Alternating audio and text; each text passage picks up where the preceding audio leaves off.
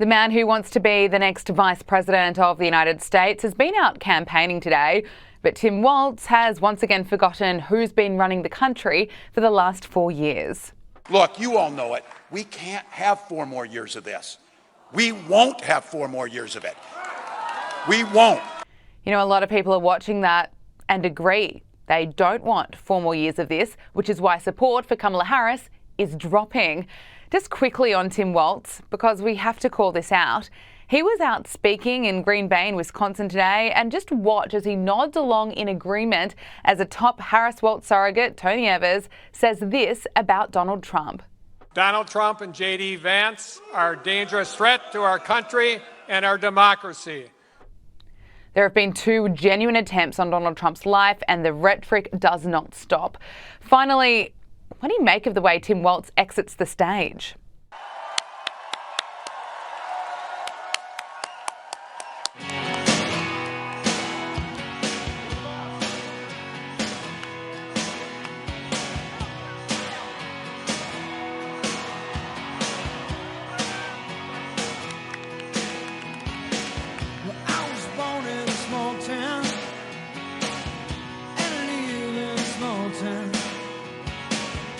Yeah, I'm not convinced that he's it.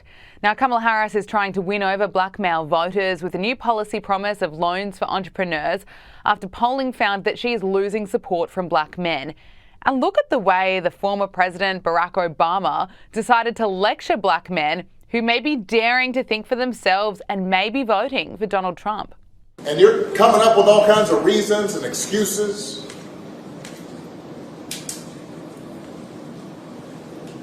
I've got a problem with that because part of it makes me think, and I'm speaking to men directly now, part of it makes me think that, well, you just aren't feeling the idea of having a woman as president. And you're coming up with other alternatives and other reasons for that. That's not acceptable. This shouldn't even be a question. Now, those comments aren't going down well at all, and some political commentators say that it shows the Democrats are in trouble. I have no appreciation for it, and I'm sure many of the black men who've been complaining about the Democratic Party and its lack of attention to African-American men, many of those folks would bristle up and be very disgusted with the commentary from the former president as well. This has been unprecedented. What we've seen Donald Trump do has the Democratic Party running scared. Anytime you send Barack Obama, the first black president of the United States, to tell black men that they're not doing enough, you know that the Democrats are in sincere trouble. It appears Kamala Harris's campaign is getting desperate. The vice president has gone from giving 0 interviews. She's still not held 1 press conference, but now she's breaking Democratic Party tradition and has agreed to an interview with Fox News as she tries to win over more voters. Now, the VP will become the first Democratic Party presidential candidate to appear on Fox since Hillary Clinton in 2016 on Wednesday. And I wish Kamala Harris all the best for this, because her media blitz has done nothing to help her. In fact, it just keeps boosting Donald Trump's numbers. Foreign editor of The Australian, Greg Sheridan, joined Sky News Australia to give his take on the latest polling. Yeah, so at the last 2 presidential elections, the polls very substantially underestimated Trump. If they do that again, the election's already over. Trump's won by a mile. But there's no guarantee they've done it again. The state-based polls in America have been pretty inaccurate, often by 6 or 7 or 8 points. The national poll tends to be a bit closer. It's all down now to 7 battleground states. You could even say 3 Rust Belt states, Wisconsin, Michigan and Pennsylvania. Trump needs to win one of those. If he wins one of those, he almost certainly wins the presidency. Now, the average of polls puts Trump just ahead in the battleground states. Harris has the better ground campaign, like the Teals. At our last election, she has squillions of dollars of corporate money, so she's got lots of full-time professionals getting out the vote and so forth.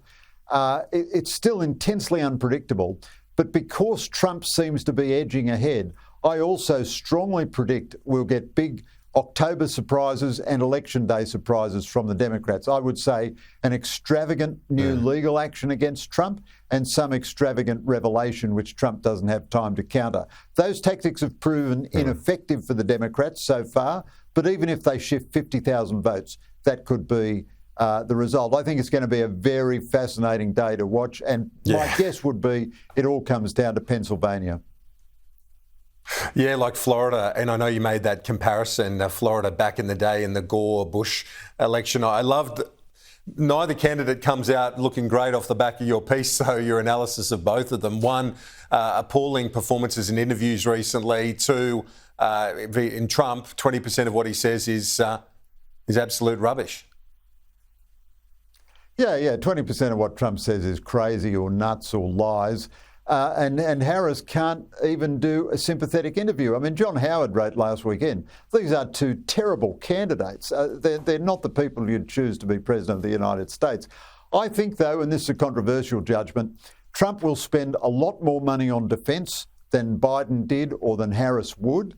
Under the Biden-Harris defence budget, there's no way they can afford AUKUS. They cannot produce enough nuclear-powered submarines to sell any to us. So I think there's a respectable case that in this lesser of two evils, or this evil of two lessers, Trump would be a little better for Australia because he'll produce a stronger America with a bigger defence budget.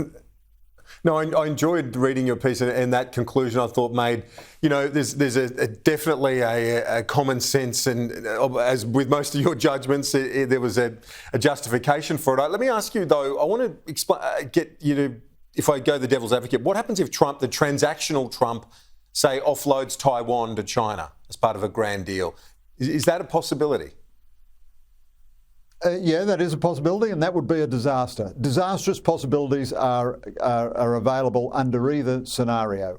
It's quite clear that America is not spending enough on defence. America can't handle a Middle East crisis and an Asian crisis at the same time. Half the American Navy is in the Middle East now. If China took action against Taiwan, America doesn't have the resources in the Pacific to deal with it. So that's the danger under Biden-Harris, and it'll get worse under Harris because she's to the left of Biden and she's always been in favour of cutting defence. Under Trump, there is a danger that he does a big deal with Xi Jinping and gives Taiwan away. I think, honestly, that danger is fairly small because Trump won't do anything that makes him look weak. And the Republican Party and the Congress would hate a deal like that. And Trump can't run again, doesn't want to be impeached again, and will want something like a successful presidency. The possibility of disaster under Trump is certainly there. But actually, in foreign policy, his first-term record was pretty good. We got the Abraham Accords, we got more defence spending, we got, he called out China pretty effectively. But it's absolutely right. Either one of these folks could give us a very suboptimal outcome.